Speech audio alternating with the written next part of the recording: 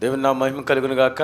మరి యొక్క ఆదివారము దేవుని సన్నిధిలో ఈ విధంగా మనందరం కూర్చునే భాగ్యం, ఆ దేవాది దేవుని యొక్క అద్వితీయ నామాన్ని స్తుతించే భాగ్యం మనందరి జీవితాల్లో ఇచ్చి ఉన్నందుకు ఒకసారి ఆయనకు స్తుతులు స్తోత్రాలు చెల్లించుకుందాం. ఆమేన్. హల్లెలూయా, హల్లెలూయా.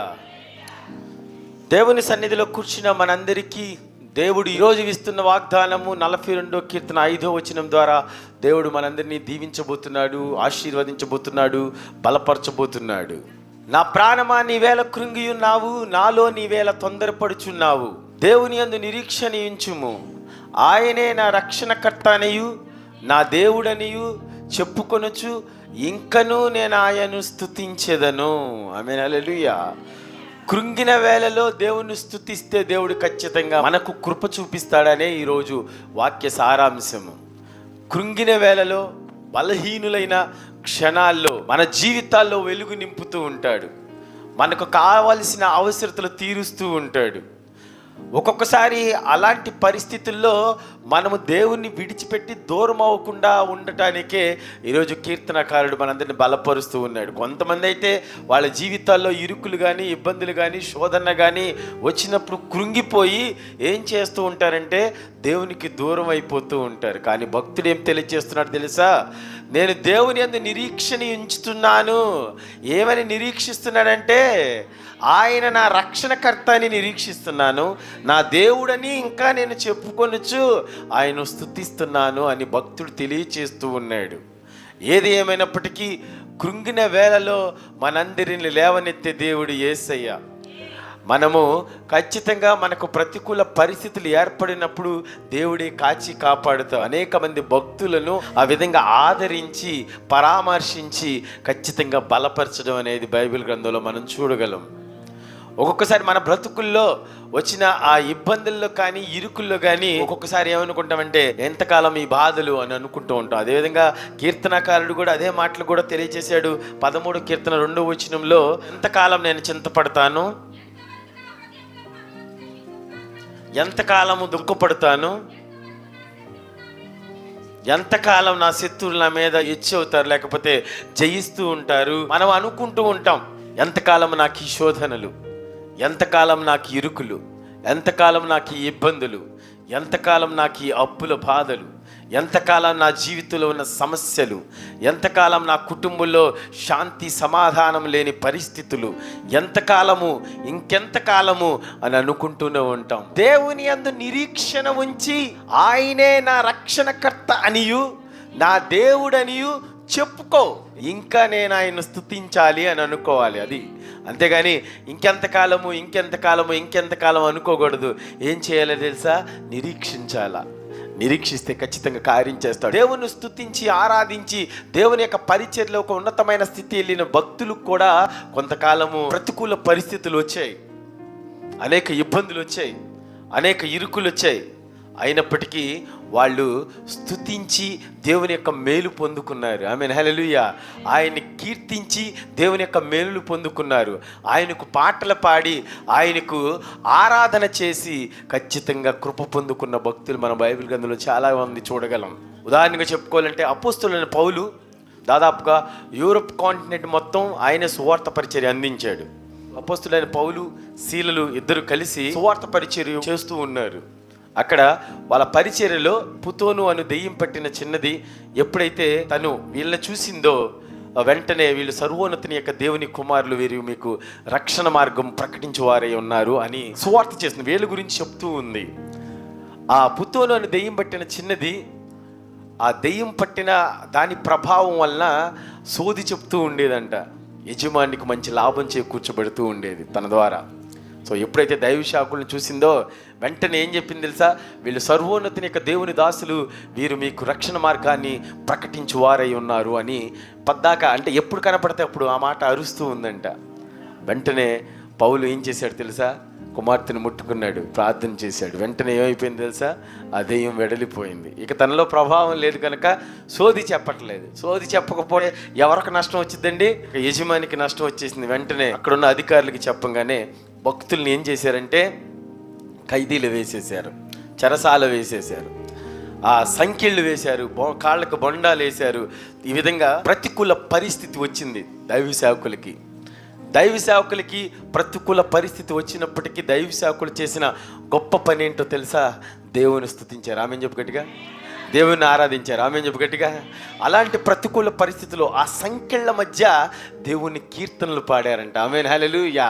ఆ వాక్యం చూద్దాం ఒకసారి మనము. అపోస్తుల కార్యగ్రంథము 16వ అధ్యాయము 25వ వచనం. మధ్యరాత్రి వేళ వరకు వాళ్ళు అలా సంకెళ్ళతోనే ఉన్నారు. పౌలు శీలలు దేవుని ప్రార్థించుచు కీర్తనలు పాడుచుండిరి, ఖైదీలు వినిచుండిరి. ఆమేన్ చెప్పు గట్టిగా. ఆమేన్ హల్లెలూయా. ప్రతికూల పరిస్థితుల్లో వాళ్ళు ఏం చేశారంటే, ఎంతకాలం నాకు ఈ శోధన అనుకోలేదు, ప్రతికూల పరిస్థితుల్లో నా ప్రాణమా కృంగిపోవద్దు అని అనుకోలేదు. అంతే కదండి. ఎందుకు కృంగిపోతున్నావు అని భక్తుడు ఏ విధంగా చెప్పాడో అదే విధంగా వీళ్ళు మాట్లాడుతూ ఉన్నారు, పాటలు పాడుతూ ఉన్నారు. అంటే దీన్ని బట్టి మనం చేయాల్సిన పరిస్థితి ఏంటంటే, మన జీవితాల్లో ఏదైనా శోధన వచ్చినప్పుడు, మన జీవితాల్లో ఇరుకులు వచ్చినప్పుడు, మన జీవితాల్లో ప్రతికూల పరిస్థితులు వచ్చినప్పుడు, మన జీవితాల్లో ఏది సాధ్యం కానప్పుడు, మన జీవితాల్లో అనుకున్నది జరగనప్పుడు ఏం చేయాలో తెలుసా? దేవుని సన్నిధికి వచ్చి కీర్తనలు పాడాలి. ఆమేన్ చెప్పు గట్టిగా. ఆమేన్ హల్లెలూయా. వాళ్ళు మధ్యరాత్రి వేళ ఏం చేస్తున్నారంటండి? కీర్తనలు పాడుతూ ఉన్నారు, దేవుని స్తుతిస్తూ ఉన్నారు, దేవుని ఆరాధిస్తూ ఉన్నారు, దేవుని గణపరుస్తూ ఉన్నారు. ఆ విధంగా ప్రతికూల పరిస్థితుల్లో, కష్టాల్లో కనుక నువ్వు, ఇరుకులో కనుక నువ్వు, ఇబ్బందిలో కనుక నువ్వు, శోధనలో కనుక నువ్వు కీర్తనలు పాడినా, దేవుని సన్నిధికి వచ్చినా, ప్రార్థించినా దేవుడు ఏం చేస్తాడు తెలుసా? అద్భుతాలు చేస్తాడు. ఆమె చెప్పు గట్టిగా. మహత్కార్యాలు చేస్తాడు. ఆమె చెప్పు గట్టిగా. సృష్టిని సహితం వణికిస్తాడు. ఆమె చెప్పు గట్టిగా. ఎందు నిమిత్తం? నీ నిమిత్తమే. ఆమేన్ హల్లెలూయా. నీకు ప్రతికూల పరిస్థితి వచ్చినప్పుడు నువ్వు భయపడలేదు, కృంగిపోలేదు. నా ప్రాణమా నీవేళ కృంగి ఉన్నావు, నాలో నీవేళ తొందరపడుతున్నావు. ఎవరి యందు నిరీక్షణ ఉంచాలి? దేవుని యందు నిరీక్షణ ఉంచావు. ఆయన నా దేవుడు, నా రక్షణకర్త అని చెప్పుకొని ఇంకా స్తుతించాలా? వాళ్ళు అదే చేస్తున్నారు. కృంగిపోలేదు, ఖైదీ చేసినందుకు, చెరసాల వేసినందుకు భయపడలేదు, ఆ సంఖ్యలు కాళ్ళకు బొండం వేసినప్పుడు భయపడలేదు. ఏం చేశారు తెలుసా? నా రక్షణకర్త ఆయనే, నన్ను రక్షించే దేవుడు ఆయనే, ఇంకా ఆయనే నా దేవుడు అని చెప్పుకొంచు స్తుతిస్తూ ఉన్నారు. ఆమేన్ హల్లెలూయా. ఈ రోజుల్లో ప్రతికూల పరిస్థితి వచ్చినప్పుడు ఇంకా నా దేవుడు యేసే అని చెప్పేవాళ్ళు చాలా తక్కువ. అవును కదండి. ఏదైనా మనకు కావాల్సింది జరగలేదనుకోండి, ఇంకా నా దేవుడు యేసే అని చెప్పేవాళ్ళు లేరు, ఉండరు కూడా, వెళ్ళిపోతూ ఉంటారు. కానీ ఇక్కడ భక్తుడు తెలియజేస్తున్న, ప్రాణమా నీ వేళ కృంగి ఉన్నావు, ఈ కార్యం జరగలేదని నువ్వు కృంగిపోతున్నావా, నీ జీవితంలో ఈ ప్రతికూల పరిస్థితి వచ్చి నువ్వు కృంగిపోతున్నావా అనుకుంటూ తన భక్తుడు ఏం చేస్తున్నాడు తెలుసా? తనను బలపరుచుకుంటూ ఉన్నాడు. నాలో నీ వేళ కృంగి ఉన్నావు, దేవుని యందు నిరీక్షణ ఉంచు, ఆయనే నా రక్షణకర్త, నా దేవుడు, ఇంకా నేను ఆయన స్తుతిస్తా, అంతే. అదేవిధంగా భక్తులు ఏం చేస్తున్నారండి? స్తుతిస్తూ ఉన్నారు. ఎక్కడ? ప్రతికూల పరిస్థితుల్లో, చెరసాలలో సైతము స్తుతించుతాం. ఆమేన్ హల్లెలూయా. ఈ జీవితంలో కూడా వచ్చిన శోధనలో సైతం నువ్వు దేవుని స్తుతించావా? శోధనలో సైతం దేవుని సన్నిధికి వచ్చావా? శోధనలో సైతం నువ్వు అంగలార్చావా? శోధనలో సైతం నా దేవుడు యేసయ్యే అని చెప్పావా? ఖచ్చితంగా నీ కోసం దేవుడు ఏం చేస్తాడు తెలుసా? ప్రకృతిని సైతం వణికిస్తాడు. అదే జరిగింది అక్కడ. మొట్టమొదటిగా ఏం జరిగిందండి? అప్పుడు అకస్మాత్తుగా భూకంపం కలిగింది. ఎవరి నిమిత్తం? భక్తుల నిమిత్తము. ఏం చేశాడు తెలుసా? ప్రతికూల పరిస్థితుల్లో నాకు సేవకుడు నన్ను స్తుతిస్తూనే ఉన్నాడని భూమిని కంపించేటట్టు చేశాడు. ఆమేన్ హల్లెలూయా. చెరసాల పునాదులు అదిరినాయి. ఆమేన్ హల్లెలూయా. తలుపులన్నీ తెరవబడెను, అందరూ బంధకాలు ఊడిపోయినాయి. ఆమేన్ హల్లెలూయా. అది ప్రతికూల పరిస్థితుల్లో నువ్వు దేవుని స్తుతిస్తే వచ్చే గొప్ప దీవెన, గొప్ప ఆశీర్వాదము, గొప్ప మేలు. మనకు బాగున్నప్పుడు దేవుని సన్నిధికి వచ్చి, దేవానికి వందనాలు, స్తోత్రాలు, నేను క్షేమంగా ఉన్నానని చెప్పేదానికంటే, నీకు ప్రతికూల పరిస్థితి వచ్చినప్పుడు, దేవా నా ఇరుకుల్లో నేను స్తుతిస్తాను, నా ఇబ్బందుల్ని నేను ఆరాధిస్తాను, నాకున్న ప్రతికూల పరిస్థితుల్లో నీ నామాన్ని గొప్ప చేస్తాను, నా కష్టాల్లో నువ్వే నా దేవుడివి, నా ఇరుకుల్లో కూడా నువ్వే దేవుడివి అని చెప్పుకుంటే ఖచ్చితంగా నీ కోసం భూకంపాలు సృష్టిస్తాడు. పునాదులు ఏమవుతాయి అంటే అదిరేను, తలుపులన్నీ బద్దలైపోయాయి, వాళ్ళకున్న బంధకాలన్నీ ఊడిపోయినాయి. ఆమేన్ హల్లెలూయా. అంటే మనకున్న బంధకాలు, మనకున్న శోధనలన్నీ ఖచ్చితంగా ఊడిపోతాయి నువ్వు ఎప్పుడైతే స్తుతిస్తావో. నీకున్న ఇరుకులన్నీ నిన్ను విడిచి వెళ్ళిపోతాయి ఎప్పుడైతే ఆరాధిస్తావో. నీకున్న శోధనలన్నీ నిన్ను విడిచి వెళ్ళిపోతాయి ఎప్పుడైతే నువ్వు దేవుని స్తుతిస్తావో. ఆమేన్, హల్లెలూయా. అందుకే భక్తుడు తెలియజేస్తూ ఉన్నాడు, నా ప్రాణమా నీవేళ కృంగి ఉన్నావు, నాలో నీవేళ తొందరపడుచున్నావు. దేవుని యందు నిరీక్షణ ఉంచి ఆయనే నా రక్షణకర్త, నా దేవుడని ఇంకా చెప్పుకొని ఆయన స్తుతిస్తా అని చెప్పు. దేవుడు ఖచ్చితంగా కృప చూపిస్తాడు. అప్పుడు అకస్మాత్తుగా మహాభూకంపం కలిగెను, చెరసాల పునాదులు అదిరెను, వెంటనే తలుపులన్నీ తెరుచుకొనెను, అందరి బంధకములు ఊడిపోయిన. నిరీక్షణ, దేవుని యందు నమ్మకము, దేవుని యందు విశ్వాసము నిన్ను ఖచ్చితంగా విడుదల చేస్తే. ఆమె చెప్పు గట్టిగా, నీ ఖచ్చితంగా కృప చూపించింది, ఖచ్చితంగా నీకు దీవెనిస్తుంది. రోమాపత్రిక 15వ అధ్యాయము 13వ వచనం, కాగా మీరు పరిశుద్ధాత్మ శక్తి పొంది విస్తారముగా నిరీక్షణ గలవారయుటకు నిరీక్షణకర్తయగు దేవుడు విశ్వాసము ద్వారా సమస్త ఆనందంతోనూ సమాధానముతోనూ మిమ్మును నింపును. ఎప్పుడు దేవుని యందు నిరీక్షణ ఉంచితే, దేవుణ్ణి స్తుతిస్తే, దేవుణ్ణి ఆరాధిస్తే, దేవుని యందు నిరీక్షణ నీకుందా, దేవుని యందు నీకు ఖచ్చితంగా విశ్వాసం ఉందా, సమస్తాన్ని నీకు సఫలం చేస్తాడు. ఆమె చెప్పగట్టుగా సమస్తము నీకు అనుగుణంగా జరిగింది. ఆమె చెప్పగట్టుగా సమస్త ప్రతికూల పరిస్థితుల నుంచి విడుదల పొందుకుంటూ ఆమె చెప్పగట్టుగా సమస్తము నీకు అనుకూలమైంది, సమస్తము నూతన పరచబడింది, సమస్తము దీవెన, సమస్తము దేవుడు నూతనం చేస్తాడు. ఆమె హల్లెలూయా. ఎప్పుడు ప్రతికూల పరిస్థితులు స్తుతించినప్పుడు. ఆమె హల్లెలూయా.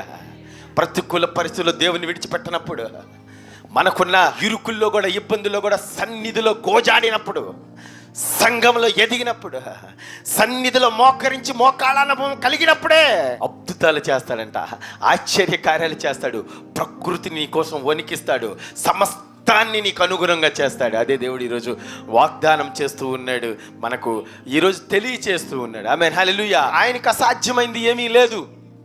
నిన్ను పోషించడానికి కానీ, నన్ను పోషించడానికి కానీ, నాకు మంచి చేయడానికి కానీ, నీకు కృప చూపించడానికి కానీ ఆయన దేనికి వెనుకాడని దేవుడు. ఆమేన్, హల్లెలూయా. ఆయనకి సమస్తము సాధ్యమే, అదే మనం నమ్మాలి. ఆమేన్, హల్లెలూయా. ఏలియా ప్రవక్త రాజు దగ్గరికి వెళ్ళి, ఇదిగో రాబో దినాల్లో ఖచ్చితంగా వర్షం పడదు అని చెప్పాడు. చెప్పిన తర్వాత దేవుడు తన భక్తుని కాపాడుకోవడానికి ఏం చెప్పాడు తెలుసా? ఇదిగో నువ్వు తూర్పు వైపుకి వెళ్ళు, అక్కడ యోర్దాను నది ఎదురుగా ఉన్న కెరూతు వాగు దగ్గరికి వెళ్ళు, అక్కడ నేను ఆహారం సిద్ధపరుస్తాను నీకు అన్నాడు. ఆమేన్, హల్లెలూయా. అక్కడ ఆహారం నేను సిద్ధపరుస్తానంటే భక్తుడు ఎలా సిద్ధపరుస్తావు, ఏ విధంగా సిద్ధపరుస్తావు, నాకు ఎప్పుడు తీసుకొస్తావు, టైమింగ్ ఏంటి, ఇప్పుడు వర్షం కురవదు కదా, ఎలా పంపిస్తావు, నిజంగా పంపిస్తావు అని గ్యారంటీ ఏంటి, ఇలాంటివి ఏం అడగల. ఆమేన్, హల్లెలూయా. భక్తుడు విశ్వసించాడు. అదే నిరీక్షణ. ఆమె చెప్పు గట్టిగా. ఆ నిరీక్షణ నీకు కూడా ఉండాలి, అప్పుడే నువ్వు అద్భుతాలు చూస్తావు. మునిపెన్నటి చూడని అద్భుతమే చూశాడు ప్రవక్త ఏలియా, అంతే కదండి. కాకులు తీసుకొచ్చేసిన ఆహారం. ఆమేన్, హల్లెలూయా. ఎలా తీసుకొచ్చినాయి అనేది మనకు అనవసరమైన విషయం. మనం ఏం చేయబడాలా? పోషించబడాలా. మనం ఏం చేయబడాలా? దీవించబడాలా. మనకు ఆశీర్వాదాలు రావాలా, మనకు దేవుని యొక్క కృప కావాలి, దేవుడు మనకు తోడు ఉండాలి, దేవుడు నిత్యం మనం వెంటే ఉండాలి. అంతే. ఎప్పుడు స్తుతించినప్పుడు, ఎప్పుడు ఆరాధించినప్పుడు, ఎప్పుడు ఘనపరిచినప్పుడు. ఆమేన్, హల్లెలూయా. ఆ విధంగా కాకులతో పోషించాడు దేవుడు. కానీ వెంటనే దేవుడికి ఒక భక్తురాలు గుర్తొచ్చింది. అక్కడే సారేపతే ఊరిలో విధవరాలు ఉంది, తన్ను కూడా పోషించాలనుకున్నాడు. భక్తుడు పోషించబడ్డాడు. భక్తుడు వెళ్ళటం ద్వారా ఎవరు పోషించబడాలనుకున్నాడు తెలుసా? దేవుడు ఒక విధవరాలు పోషించబడాలనుకున్నాడు. ఆమె చెప్పు గట్టిగా. ఆమేన్, హల్లెలూయా. అంటే అప్పుడు దాకా కెరూతు వాగు నిండిపోయింది లేదా ఎండిపోయింది అని బైబిల్ గ్రంథంలో రాయబడి ఉంది. కానీ దేవుని చిత్తం అయితే అది ఎండిపోయేది కాదు. దేవుడు ఇంకా పంపించగలడు. ఈ కాకులతో తీసుకొచ్చాడు, పావురాలతో తీసుకురాగలడు. కానీ దేవుడు ఏం చేశాడు తెలుసా? బెదవరాలను పోషించాలనుకున్నాడు. ఆమె చెప్పు గట్టిగా. ఆమేన్, హల్లెలూయా. వెంటనే భక్తునికి పిలిపొచ్చింది, సారేపోతే వెళ్ళు, అక్కడ ఒక వెధవరాలు నీ కోసం ఎదురు చూస్తూ ఉంటుంది, కట్టెలు ఏరుకుంటూ ఉంటుంది. ఆ గ్రామం వెళ్ళి నువ్వు దర్శించు, తనకు కృప నేను అనుగ్రహిస్తాను అన్నాడు. వెంటనే సారేపతి అని గ్రామం చేరుకోగానే ఒక వెధవరాలు నిజంగానే కట్టెలు ఏరుకుంటూ ఉంటుంది. తన దగ్గరికి వెళ్ళాడు, అమ్మ కొంచెం మంచినీళ్ళు తీసుకురా అనగానే వెంటనే ఆ మంచినీళ్ళు తీసుకొస్తా తను వెళ్తూ ఉండే నా కోసం ఇంకా చిన్న అప్పం కూడా తీసుకురామని చెప్పాడు భక్తుడు. అప్పుడు తన పేదరికాన్ని దేవుని యొక్క సేవకులకు తెలియచేసింది. ఆమేన్, హల్లెలూయా. అప్పుడు తన జీవితంలో ఉన్న లోటును తెలియచేసింది. అప్పుడు తనకి ఏం కావాలో దేవుని యొక్క ప్రవక్తకి తెలియచేసింది. అప్పుడు తన స్థితిని తెలియజేస్తుంది. అయ్యా ఇంకా కొంచెమే పిండి ఉంది, అది చావక ముందే నా కొడుకు నేను తిని చచ్చిపోదామని అనుకుంటున్నాను, అది నా పరిస్థితి అని చెప్పింది. ఆమేన్, హల్లెలూయా. వెంటనే భక్తుడు ఏం చెప్పాడు తెలుసా? ముందు నేను చెప్పింది చెయ్యి. 17-11 అధ్యాయము మొదటి రాజుల గ్రంథము. సారేపతనకు పోయి పట్టణపు గవిని ఎద్దుకు రాగా ఒక విధవరాలు వచ్చట కట్టులు ఏరుకుంటూ చూచి ఆమెను పిలిచి, త్రాగుటకు పాత్రతో కొంచెం నాకు నీళ్లు తీసుకురా అని చెప్పాడు. ఆమె నీళ్లు తేబోతుండగా మరలా పిలిచి, నాకు ఒక రొట్టె ముక్క తీసుకుని రా అని చెప్పాడు. అందుకు ఆమె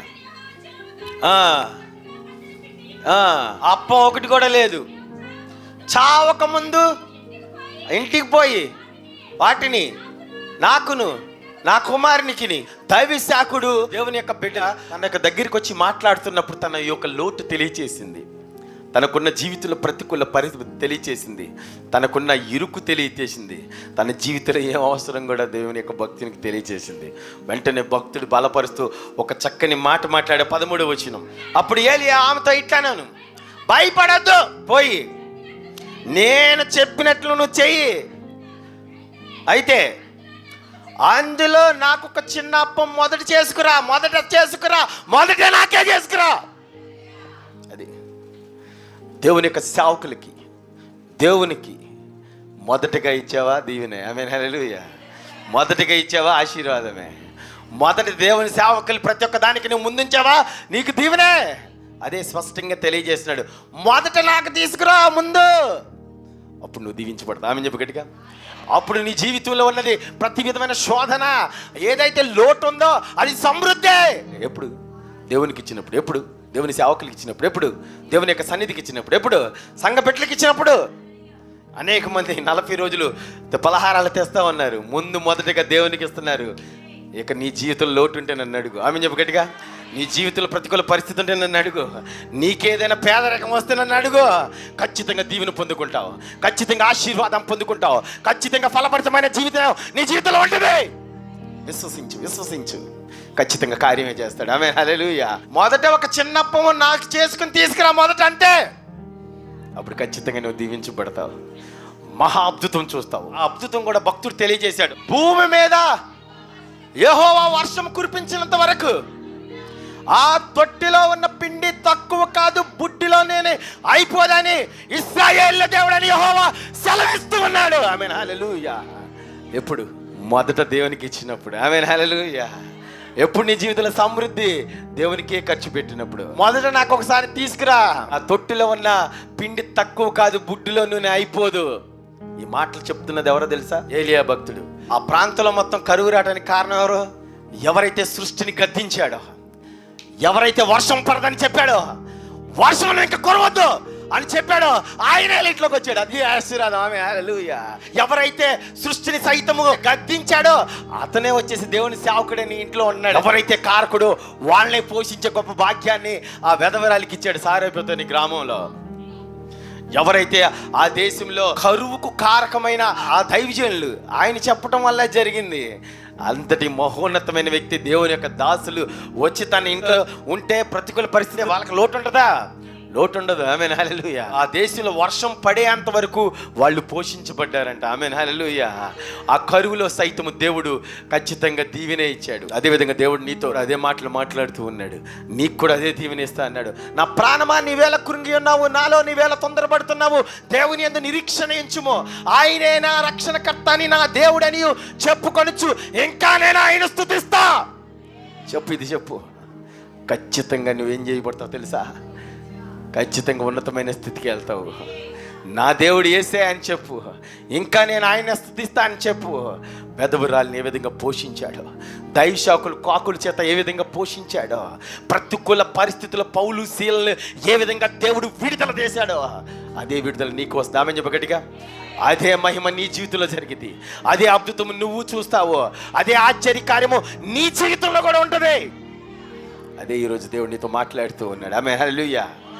దేవుడిని నమ్ముకున్న తర్వాత దేవుడు ఖచ్చితంగా నాకు కార్యం చేస్తాడనే నమ్మాలా. దేవుని సన్నిధికి వచ్చి అడిగిన తర్వాత ఖచ్చితంగా ఇది నాకు జరిగిపోయిందే అని విశ్వసించాలా. అది యేసయ్య కూడా చెప్పాడు. ఏం చెప్పాడండి? ప్రార్థన చేసినప్పుడు మీరు ముందుగా పొందుకున్నామనే విశ్వాసంతో అడుగు, అది జరగకపోతే నన్ను అడుగు అని అన్నారు ప్రభువు. ఆమేన్, హల్లెలూయా. మనం కూడా అంతే. ప్రతికూల పరిస్థితుల్లో కూడా కృంగిపోవాల్సిన అవసరం లేదు. దేవుడు మనకు తోడుగా ఉంటాడు, ఆయనే రక్షిస్తాడు, ఆయనే మన రక్షణకర్త. ఆమేన్, హల్లెలూయా. మనం దేవుని యొక్క వాక్యాలు వింటూ ఉన్నాము, బలపరచబడాలా.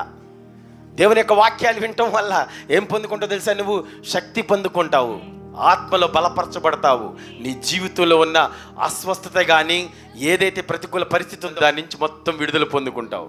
ఆమేన్, హల్లెలూయా. మార్కు సువార్త 5:27 ఆమె యేసును గూర్చి విని, యేసయ్య గురించి వింది, దేవుడు తన జీవితంలో కూడా అద్భుతం చేస్తాడు అని నమ్మింది, దేవుడు తన జీవితంలో ఉన్న ప్రతికూల పరిస్థితి కూడా తీసేస్తాడని విశ్వసించింది. ఆమేన్, హల్లెలూయా. దేవుడు తనకు కూడా మేలు చేస్తాడు అని విశ్వసించింది. దేవుడు నాకు కూడా ఉపకారే అని తలంచింది. ఆమేన్, హల్లెలూయా. యేసయ్యను గురించి వినగానే బలపరచబడింది. అనేక దినాల నుంచి వస్తూ ఉన్నావు, వాక్యం వింటూ ఉన్నావు. నువ్వు బలపరచబడుతున్నావా? దేవుడు నీకు కార్యం చేస్తాడని విశ్వసిస్తున్నావా? దేవుడు నా జీవితంలో కూడా అంతకంటే మహా అద్భుతం చేస్తాడని అనుకుంటున్నావా? యేసయ్య గురించి విన్న తర్వాత ఏం చేసింది తెలుసా? వస్త్రం ముడితే చాలు అని అనుకుంది. ఆమెను చెప్పు గట్టిగా. ఆమేన్, హల్లెలూయా.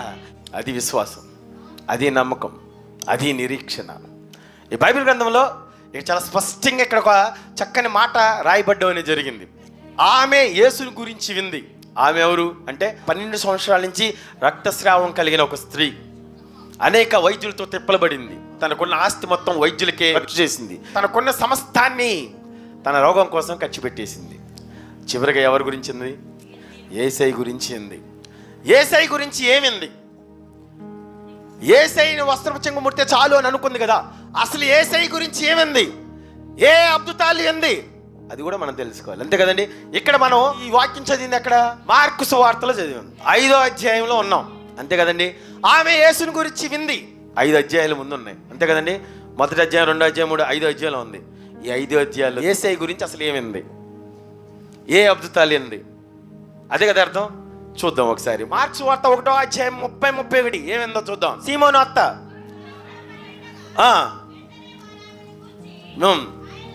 యేసయ్యకి చెప్పారు. సీమోను అత్త జ్వరంతో ఉంది ఇంటికాడ. యేసయ్యకి చెప్పారు. ఆయన ఆమె దగ్గరికి వచ్చి చేయి పట్టి ఆమెను లేవనెత్తిను. వెంటనే జ్వరం విడుదల పొందింది. ఆమె చెప్ప గట్టిగా. ఆమేన్, హల్లెలూయా. సీమోను అత్తగారికి జ్వరం నుంచి విడుదల పొందుకున్న వార్త ఎవరున్నారు? ఆ రక్తస్రావ రోగం ఎవరైతే స్త్రీ ఉందో తను వింది. ఆమె యేసుని గురించి వింది. ఇదిగో పలానా చోట యేసయ్య వెళ్ళాడంట. సీమోను అత్తగారికి జ్వరం మీద మంచం మీద పడిపోయిందంట. లేవలేని స్థితిలో ఉన్నప్పుడు యేసయ్యకి చెప్పారంట. వెంటనే యేసయ్య వెళ్ళి ముట్టుకున్నాడంట. వెంటనే లేచిందంట. ఆ మాట ఏంది? మొదటిది మార్కు సువార్త 1వ అధ్యాయం 40 ఒక కుష్ఠరోగి యేసయ్య దగ్గరికి వచ్చి ఆ మోకాళ్ళుని నీకు ఇష్టమైతే నన్ను శుద్ధిని చేయయ్యా అన్నాడు. వెంటనే యేసయ్య ఆయన దగ్గరికి వెళ్ళి నాకు ఇష్టమే, శుద్ధుడికా అని చెప్పాడు. వెంటనే ఏం జరిగింది తెలుసా? కుష్ఠరోగం నుంచి విడుదల పొందుకున్నాడు. వెంటనే స్వస్థత పొందుకున్నాడు. ఈ అద్భుత కార్యం ఎవరున్నారు? ఆమె యేసును గూర్చి వినింది. మొదటిగా పేతురు అత్తగారిని బాగు చేశారన్న విషయం వింది. తన మనసులో విశ్వసించింది, నిరీక్షించింది. నాకు కూడా ఇది జరిగిద్దేమో ఇలాగ కార్యం అనుకుంది. రెండోదిగా ఏ కార్యం ఏంది? కుష్ఠరోగి అంట యేసయ్య దగ్గరికి వెళ్ళి మోకాళ్ళుని దేవా నీకు ఇష్టమైతే నన్ను శుద్ధిని చేయని వేడుకున్నాడంట. వెంటనే యేసయ్య నాకు ఇష్టమే అన్నాడంట. కుష్ఠరోగం నుంచి విడుదల పొందుకున్నాడు. ఇనేసింది, బాగుపడ్డాడంట. తన చెగును పడిపోయింది. యేసయ్య గురించి నిరీక్షిస్తూ ఉంది, విశ్వసిస్తూ ఉంది. అనేక అద్భుతాలు చేసే దేవుడు అని నమ్మింది. ఆమేన్, హల్లెలూయా. మార్కు సువార్త 2వ అధ్యాయం 3వ వచనం. పక్షవాయువు గల ఒక వ్యక్తి ప్రభు వారి దగ్గరికి తీసుకువస్తూ ఉన్నారు. జనులందరూ గుమ్ముకూడి ఆ ఇంట్లో ఉండడం వల్ల స్థలము లేనందున పైనుంచి పైకప్పు తీసేసి అతన్ని పక్షవాయు రోగిని అక్కడ దించారు. వెంటనే వాళ్ళ విశ్వాసాన్ని చూసి ఇదిగో నీ పరిపెత్తుకుని వెళ్ళిపో అన్నాడు. ఆమేన్, హల్లెలూయా. వెంటనే ఆ వార్త ఎవరున్నారు? ఆ 12 సంవత్సరాల నుంచి బాధపడుతున్న స్త్రీ వింది. ఆమేన్, హల్లెలూయా. ఆమె యేసును గూర్చి విని పేతురు అత్తగారిని బాగు చేసిన జ్వరం నుంచి విడుదల వింది. కుష్ఠరోగిని స్వస్థపరచడం వింది. ఇదిగో పక్షవాయు రోగి నలుగురు మోసుకుంటూ వెళ్తే వేరే చోటకి చేరే వ్యక్తి వెంటనే యేసయ్య చూడంగానే ఏమన్నాడంటే తెలుసా? ఇదిగో నీ పరుపెత్తుకుని వెళ్ళు అని అన్నాడంట. వెంటనే వెళ్ళిపోయాడంట అన్న వార్త ఎవరు చెవిని పడింది తెలుసా? ఆమె యేసును గూర్చి విని. మార్కు సువార్త 3వ అధ్యాయం 1వ వచనం. ఓచ చేయగలవాడు ఒక అతను ఉన్నాడు. యేసయ్య దగ్గరికి వెళ్ళి నిలబడ్డాడు. నీ చెయ్యి బాగా చాచు అన్నాడు. ఎప్పుడైతే చెయ్యి చాపని ప్రభు వారు చెప్పారో ఓచ చెయ్యి ఏమైపోయిందంటే మామూలు అయిపోయింది. ఎడం చేయలేదా కుడి చెయ్యి ఏ విధంగా ఉందో అదే విధంగా మారిపోయింది. ఆమేన్, హల్లెలూయా. యేసయ్య బాగు చేశాడు. ఓచ చెయ్యిని కూడా మామూలు చెయ్యి చేశాడు. ఆమె యేసును గురించి విని ఏమైంది? ఓచ చేయగలవాడంట, బాగుపడ్డాడంట. ఎవరో చెప్పేశారు వచ్చి. వెంటనే ఏం చేసుకుంది తెలుసు? మనసులో విశ్వసించింది. దేవా నిరీక్షిస్తుంది. దేవా నువ్వు ఎప్పుడు వస్తావు, నా వైపు ఎప్పుడు వస్తావు, మా ప్రాంతం ఎప్పుడు వస్తావు, ఎక్కడైతే నివసిస్తున్నావు నా ప్రాంతం ఎప్పుడు చేరుకుంటావు, నువ్వు ఎప్పుడు వస్తావో నీ వెనక్కి వచ్చి నీ వస్త్రాన్ని మాత్రం నేను ముడతా. అది నిరీక్షణ, విశ్వాసం. అది ఆమేన్, హల్లెలూయా. ఖచ్చితంగా కార్యం చేసే గొప్ప దేవుడు తన జీవితంలో వస్తే, యేసయ్య తన జీవితంలో వస్తే, ఆ ఊరు వస్తే ఖచ్చితంగా తనకున్న లోటు తీర్చబడద్దని విశ్వసించింది. ఆమె యేసుని గురించి వినింది. ఆమేన్, హల్లెలూయా. మార్కు సువార్త 3:10 అనేకులను స్వస్థపరిచిన గనక రోగపీడితులైన వారందరూ ఆయనను ముట్టుకోవాలని ఆయన మీద పడిచుండిరి. ఇది కరెక్ట్ మాట. తనకి అనేక మంది రోగాలను స్వస్థపరుస్తున్నాడంటే దేవుడు. కొంతమంది ప్రార్థన చేసుకోవడానికి సమయం లేకపోతే రోగాలు ఉన్న వాళ్ళు యేసయ్య మీద పడిపోతున్నారంట. ఏదో రకంగా ఆయన టచ్ చేస్తాను ఉన్నారు. ఈ వార్త ఏంది? ఆమేన్, హల్లెలూయా. ఆమె యేసును గూర్చి విని, ఇగో యేసయ్యను ముట్టుకున్న వాళ్ళంతా స్వస్థపడుతున్నారంట. ఏంటి, యేసయ్య ప్రార్థన చేయకుండా స్వస్థపడుతున్నాడా? యేసయ్య ప్రార్థన చేయాల్సిన అవసరం లేదు. ఏం చేయొచ్చు, వెనక్కి వెళ్ళిపోయి యేసయ్యను ముట్టుకుంటే చాలు. ఆయన అనేకులు స్వస్థపరిచెను. రోగపీడితులైన వారందరూ ఆయనను ముట్టుకోవాలని ఆయన మీద పడుచుండిరి. ఎవరైతే పడ్డారో వాళ్ళందరికీ స్వస్థత. ఆమె చెప్పండి. ఎవరైతే యేసయ్యను ముట్టుకున్నారో వాళ్ళందరికీ స్వస్థత. ఎవరైతే యేసయ్యను విశ్వసించారో వాళ్ళందరికీ విడుదల. ఆమె యేసును గూర్చి విని ఈ మాట ద్వారా ఏం చేసింది తెలుసా? నిరీక్షించింది. ముందు విశ్వసించింది, యేసయ్య కోసం నిరీక్షిస్తూ ఉంది. యేసయ్య ఎప్పుడు వస్తావు, నువ్వు ఎప్పుడు వస్తావు మా వైపు? దేవా నువ్వు వస్తే గనక విడిచిపెట్టను నిన్ను అని అనుకుంది. ఆమేన్, హల్లెలూయా. మార్కు సువార్త 3:11 అపవిత్రాత్మలు పట్టిన వారు ఆయనను చూడగానే ఆయన ఎదుట సాగిలపడిరి. అంటే దెయ్యాలు సైతం ఏమైపోతున్నాయి, సాగిలపడి ఏమంటున్నారు? దేవుడి కుమారుడు అని చెప్తూ ఉన్నారు.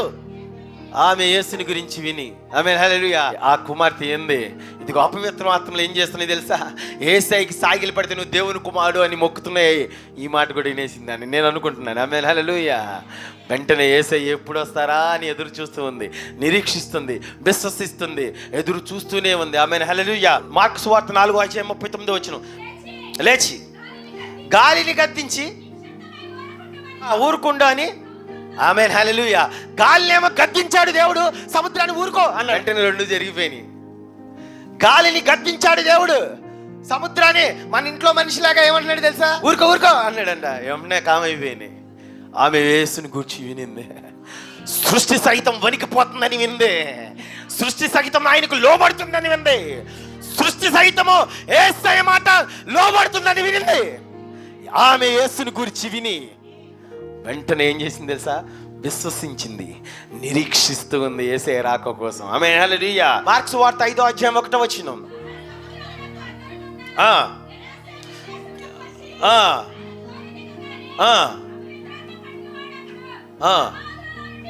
అపవిత్రాత్మ పట్టిన ఒక అతను సమాధిలోంచి వచ్చి, ఇగో నాతో నీకేం పని అని అన్నాడు. ఆమేన్, హల్లెలూయా. వాడు సేన అంటే అనేకులు, అంటే ఒక దెయ్యం కాదు, అనేక మందితో పట్టి పీడిస్తున్న ఒక వ్యక్తి, దెయ్యం పట్టిన వ్యక్తి, తన జీవితం మొత్తము గాయాలతో నిండిపోయిన వ్యక్తి, తన జీవితం మొత్తము ఏడుపుతో నిండిపోయిన వ్యక్తి, తన జీవితం మొత్తము ఎంతమంది అయితే చూస్తారో భయభ్రాంతులు నిండిపోయిన వ్యక్తి. అంతే కదండి, తనను చూడంగానే భయపడిపోతున్నారు. అందుకే ఎవరు వారికి స్థలం ఇవ్వనందున ఎక్కడున్నాడో తెలుసా? సమాధుల్లో ఏడుస్తూ ఉన్నాడు. ఆమేన్, హల్లెలూయా. ఆయన కూడా దేవుడు ఏం చేశాడు తెలుసా? వెంటనే స్వస్థపరిచాడు. ఆమె చెప్పు గట్టిగా. వెంటనే బాగుపరిచాడు. ఆమె చెప్పు గట్టిగా. ఆమె యేసుని గురించి విని ఇవన్నీ వినేసింది. ఆమేన్, హల్లెలూయా. ఏమవుతుందండి? మొట్టమొదటిగా పేతురు అత్తగారి స్వస్థత వినింది. రెండవదిగా కుష్ఠరోగి, దేవా నీకు ఇష్టమైతే నన్ను శుద్ధిని చెయ్యి అని అనగానే అక్కడ స్వస్థపరిచాడు దేవుడు. ఆమె యేసుని గురించి వింది. పక్షరోగ గలవాడిని నీ పరిపెత్తుకుని వెళ్ళు అని అన్నాడు. వెంటనే స్వస్థపరచబడ్డాడు. ఆమె యేసుని గురించి వింది. ఓచ చేయగలవాడు తన దగ్గరికి వచ్చేసేసి, నా చెయ్యి సన్నగా ఉంది, ఒకటేమో మామూలుగా ఉంది అనగానే ఈ చెయ్యి కూడా ఆ విధంగా అయ్యిద్ది అన్నాడు. అంటే స్వస్థపరచబడ్డాడు. ఆమేన్, హల్లెలూయా. అనేకులు రోగపీడితమైన వాళ్ళు యేసయ్యను ముట్టుకుంటూ ఉన్నారు, వాళ్ళందరూ స్వస్థపరచాలని ఆమె యేసుని గురించి వింది. ఆమేన్, హల్లెలూయా. గాలిని గద్దించాడు, సముద్రాన్ని ఊరుకో అన్నాడు. ఆమె యేసుని గురించి వినింది. ఆమేన్, హల్లెలూయా. గెరాసేనులో సమాధిలో నివసిస్తున్న ఒక వ్యక్తిని దేవుడు బాగుపరిచాడు. ఆమె యేసుని గురించి వింది. అందుకే ఇన్ని అద్భుతాలు చేశాడని వినింది కనుక తన మనసులో విశ్వసించింది. యేసే రాక కోసం నిరీక్షిస్తూ ఉంది. ఏమనుకుంటాం తెలుసా? ఆమె యేసుని గురించి విని, నేను వెనక్కి వెళ్ళి ఆయన వస్త్రపు చెంగు ముడితే చాలు, నేను బాగుపడతా అని అనుకుంది. ఎందుకు అనుకుందో తెలుసా? పేతురు అతను బాగు చేశాడు, కుష్ఠరోగిని బాగుపరిచాడు. ఎందుకు అనుకుంది తెలుసా? సముద్రాన్ని గడగడలాడించాడు. ఎందుకు అనుకుంది తెలుసా? ఓత చేయగల వాళ్ళని స్వస్థపరిచాడు. ఎందుకు అనుకుంది తెలుసా? దెయ్యాలు సైతము దేవుని కుమారుడని చెబుతూ ఉన్నాయి, సాగులు పడుతున్నాయి. ఎందుకు అనుకుంది తెలుసా? గెరాని సేనలో సమాధుల్లో ఉన్న వ్యక్తిని దేవుడు స్వస్థపరిచాడు. అందుకే తను కూడా అనుకుంటుంది, ఇప్పుడు అనుకుంటుంది. ఏమనుకుంటుంది తెలుసా? యేసయ్య వస్త్రపు చెంగు మాత్రమే నేను ముడతా. ఆమె చెప్పు గట్టిగా, ఆమేన్, హల్లెలూయా. వెంటనే స్వస్థపరచబడేను. గట్టిగా చప్పట్లో.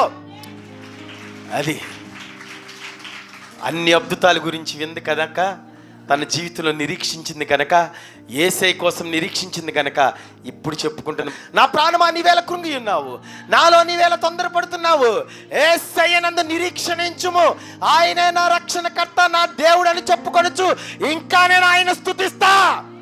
నువ్వు కూడా అదే మాట చెప్పాలి. ఆమె చెప్పు గట్టిగా. నువ్వు కూడా యేసయ్య గురించి వింటున్నావు కదా, అనేక స్వస్థతలు దైవశాఖల ద్వారా జరిపించబడ్డం వింటున్నావు కదా, నువ్వు కూడా యేసయ్య గురించి వింటున్నావు కదా, నువ్వు కూడా నిరీక్షించు. ఆమేన్, హల్లెలూయా. నువ్వు కూడా విశ్వసించు. ఆమేన్ చెప్పు గట్టిగా. ఆమేన్, హల్లెలూయా. నువ్వు కూడా దేవుడు ఖచ్చితంగా నా జీవితంలో ఇది చేస్తాడని విశ్వసించు. ఆమె యేసుని గురించి వింది, స్వస్థపరచబడింది. నువ్వు కూడా దేవుని సన్నిధికి వచ్చి యేసయ్య గురించి వింటున్నావు కనుక నీ జీవితంలో ఇరుకుపోద్ది. ఆమేన్ చెప్పు. నీ జీవితంలో ఇబ్బంది పోద్ది. ఆమేన్ చెప్పు. నీ జీవితంలో ప్రతికూల పరిస్థితి పోద్ది. ఆమేన్ చెప్పు. నీ జీవితంలో నీ కుమార్తెకు వివాహం అయింది. ఆమేన్ చెప్పు. ఖచ్చితంగా నీ కుమారుడు మంచి ఉద్యోగంలో ఉంటాడు. ఆమేన్ చెప్పు. నీ జీవితం దీవించబడుతుంది. నువ్వు స్వస్థపరచబడతావు. నువ్వు ఆశీర్వదించబడతావు. In the name of Jesus జరుగుతుంది. ఆమె చెప్పు గట్టిగా. నువ్వు నిరీక్షిస్తున్నావు యేసయ్య కోసం. నీ జీవితంలో ఈ లోటు ఉందని నీకు తెలుసు కదా. యేసయ్యకి ఎప్పుడైనా చెప్పావా? 12 సంవత్సరాల నుంచి ఎదురు చూస్తున్న ఒక స్త్రీ యేసయ్య గురించి వింది. యేసయ్య రాక కోసం నిరీక్షించింది. యేసయ్య నీ జీవితంలో రావటానికి కూడా ఎదురు చూస్తూ ఉన్నాడు. యేసయ్య నీ బ్రతుకులకు రావటానికి కూడా ఎదురు చూస్తూ ఉన్నాడు. నువ్వు కూడా అనేక రోజులు వస్తూ ఉన్నావు, వింటూ ఉన్నావు, కానీ నిరీక్షిస్తలా, విశ్వసించట్లా. నిరీక్షించు, విశ్వసించు, నమ్ము. యేసయ్య నా జీవితాన్ని మారుస్తాడు అని విశ్వసించు, ఖచ్చితంగా కార్యం చేస్తాడు. ప్రార్థన. దేవానికి వందనాలు, స్తోత్రాలు ప్రభువా. ఆమె యేసుని గురించి విని అనేక అద్భుతాల గురించి వింది. పేతురు అత్తగారిని ప్రభువా జ్వరం నుంచి విడుదల పొందుకోవటం విందయ్యా. ఓచ చేయగలవా అని స్వస్థపరచడం ఏంది. కుష్ఠరోగిని ప్రభువా నీకు ఇష్టమైతే నన్ను శుద్ధిని చేయని అడగంగానే ప్రభువా ఆ స్వస్థత తనను చెవిని పడింది. తర్వాత గాలిని గద్దించి ఉంది. గెరాసేనులో ప్రభువా ఆ సమాధిలో నివసిస్తున్న వ్యక్తి విడుదల పొందుకోవటం ఏంది. అనేక మంది ప్రభువా స్వస్థత కోసం నీ మీద పడి ప్రభువా స్వస్థత పొందుకోవటం ఏంది. ఆమె యేసుని గురించి వింది. వెంటనే నిరీక్షిస్తూ ఉంది. నీ రాక కోసం ఎదురు చూసింది ప్రభువా. తన మనసులో ఒక నిరీక్షణ, ఒక నమ్మకము, ఒక తీర్మానం చేసుకుంది. యేసయ్య కనుక ఇటువైపు వస్తే ఖచ్చితంగా వెనక వైపుగా వెళ్ళి ఆయన వస్త్రం చెప్పుకు ముడతాను ప్రభువా అని అనుకుంది. ఆమేన్, హల్లెలూయా. అదేవిధంగా మీరు ప్రభువా ఎవరైతే ఎదురు చూస్తారో, నిరీక్షిస్తారో వాళ్ళకి విడుదల ఇవ్వటానికి, ఎవరైతే ఎదురు చూస్తారో వాళ్ళని స్వస్థపరచడానికి, ఎవరైతే ప్రార్థన చేస్తారో వాళ్ళకి ఖచ్చితంగా కార్యం చేయడానికి ఎదురు చూస్తారు కనుక తను నిరీక్షిస్తున్న నిరీక్షణ మీరు విన్నారు. వెంటనే తను చేరుకున్నారు ప్రభువా, స్వస్థపరిచారు. నీ విశ్వాసమే నిన్ను స్వస్థపరిచెను, సమాధానం దాని వెళ్ళు అని జవాబిచ్చారు ప్రభా. అంత గొప్ప దేవుడు ప్రభా.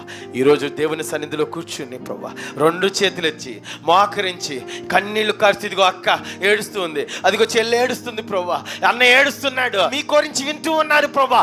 ఈ రోజే తన జీవితంలో ఈ మార్పు, ఈ స్వస్థత అనుగ్రహించబడుతుందని విశ్వసిస్తున్నారు. ఎంతమంది అయితే నిరీక్షిస్తున్నారో, ఎంతమంది అయితే విశ్వసిస్తున్నారో, ఎంతమంది అయితే చేతులు ఎత్తారో, ఎంతమంది అయితే సన్నిధికి వచ్చారో, ఎంతమంది అయితే 40 రోజుల ఆరాధనలో పాల్గొంటున్నారో, ఎంతమంది అయితే బేదల సంఘములు ఎదగబడుచు ఉన్నారో, in the name of Jesus ఖచ్చితంగా కార్యం చేయండి.